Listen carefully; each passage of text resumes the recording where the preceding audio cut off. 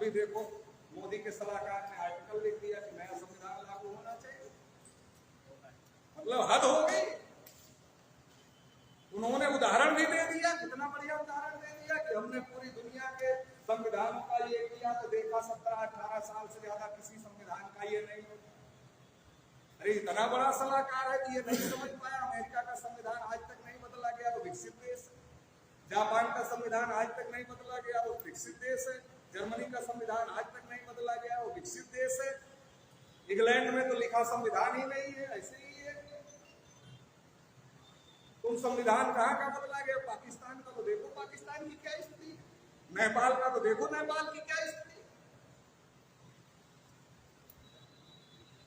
तो क्या करना चाह रहे? वो चाह रहे हैं जैसे उनके पूर्वजों ने मनुस्मृति लागू किया और सबको अधिकार वंचित किया, वैसे वो क्या चाह रहे हैं कि ये जो संविधान है जो सबको अधिकार देता है, सबको इज्जत से जीने का अधिकार देता है, इसको हटाया जाए और क्या किया जाए?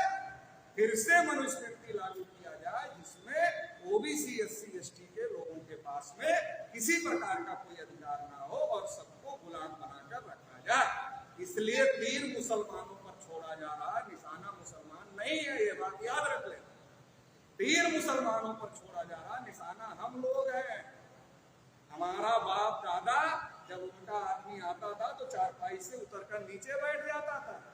आज हम 4 व्हीलर गाड़ी से उसके सामने से निकलते हैं फूल उड़ाते हुए, तो उसको अच्छा लगता है? अच्छा लगता है उसको? अच्छा नहीं लगता है उसको। वो चाहते हैं कि आपको फिर उसी स्थिति में पहुंचाया जाए। इसलिए सब सरकारी चीज बेची जा रही है, इसलिए सारी संस्थाएं बेची जा रही है, इसलिए शिक्षा खत्म की जा रही है, इसलिए रोजगार खत्म किया जा रहा है, ताकि आप खाने पीने की अभी नया संसद बनाया तो उसमें सिंबल रखवा दिया। अब मुझे तो रोज लोग पूछते हैं साहब ये सिंबल क्या है, ऐसे इसी बात ले आते हैं लोग जान ही नहीं पाते क्या है। तो सिंबल को बताया ये राजदंड है, ये अंग्रेजों ने दिया नेहरू जी।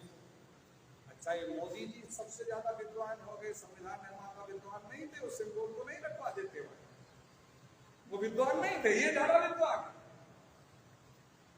तो राजदंड का प्रतीक मतलब राजशाही का प्रतीक। और चोल साम्राज्य में कहा जाता था कि पुरोहित राजा को देता था। इसका मतलब क्या है? वास्तविक सत्ता पुरोहित के पास होती थी, राजा पुरोहित के अधीन होता है। ये वही चाहते कि पूरा देश ब्राह्मणों के अधीन हो जाए। जब हम लोगों ने हल्ला मचाया तो कहा वो दक्षिण भारत के पुजारी लोग थे संसद के उद्घाटन में, उसमें ब्राह्मण नहीं थे। काम तो तुम्हारा ही कर रहे हैं, ब्राह्मण हो ना हो। देश में पुरोहित कौन होता है? ब्राह्मण ही होते हैं। तो ये चाहते हैं पूरा देश ब्राह्मणों के अधीन हो जाए, मनुस्मृति का कानून लागू हो जाए, सब लोग गुलाम हो जाए। इसलिए जागृत करने की यहाँ इतने लोग हैं, कम नहीं, पूरे अलीगढ़ को जगा सकते। अगर प्लान बनाए, टीम बनाए तो पूरे अलीगढ़ को जगा सकते हैं। और ये करना पड़ेगा। हम समझदार हो गए, इससे कोई हल होने वाला नहीं, क्योंकि हम कितने भी समझदार हो गए, हमारा वोट डालेंगे तो एक ही गिना जाएगा, और जो जाहिल है वो वोट डालेगा तो कितना गिना जाएगा, उसका भी एक ही गिना जाएगा। तो अगर हम अपने समाज के जो लोग समझदार नहीं, अगर हम उनको समझदार नहीं बना पाए, इसलिए अगर हमें संविधान बचाना है, लोकतंत्र बचाना है, तो हमें गांव-गांव में जागृति पैदा करना पड़ेगा। वो कंकड़ मार कर देख रहे कितना उछलेगा। क्यों लिखा है कि संविधान बदला जा सकता है, नया संविधान लागू किया जा सकता है? कंकड़ मार के देख रहे हैं कितना तरंग उठे, कितना तेज लहर उठे। अरे इतना तेज लहर उठा दो, दोबारा कंकड़ मारने की हिम्मत ना हो, वो लहर ही उनको खींचकर बहा दे 24 के इलेक्शन में, खत्म ना।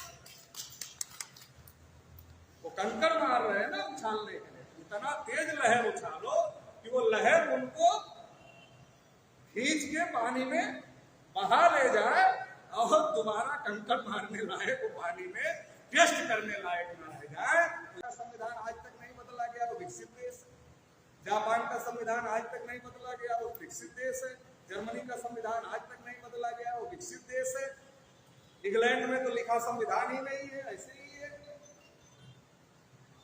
तुम संविधान कहाँ का बदला गया? पाकिस्तान का तो देखो पाकिस्तान की क्या स्थिति है, नेपाल का तो देखो नेपाल की क्या स्थिति है। तो क्या करना चाह रहे हैं? वो चाह रहे हैं जैसे उनके पूर्वजों ने मनुस्मृति लागू किया और सबको अधिकार वंचित किया, वैसे वो क्या चाह रहे हैं कि ये जो संविधान है जो सबको अधिकार देता है, सबको इज्जत से जीने का अधिकार